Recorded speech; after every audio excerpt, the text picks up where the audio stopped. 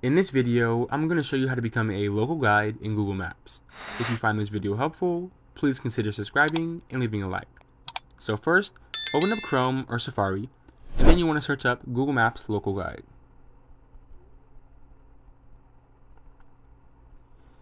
Then it should be the first link, click on that, and then you want to press on Get Started. Then, once this loads, you press on Agree to the program rules, and you can press Agree to receive updates if you want to.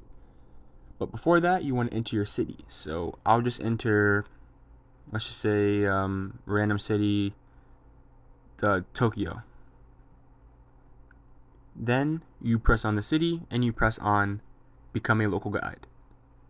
Then press on Start Contributing, and basically you can contribute for maps and rating views, and then you can get points.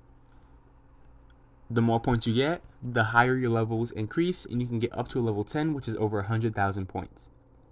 If you found this video helpful, please consider subscribing and leaving a like.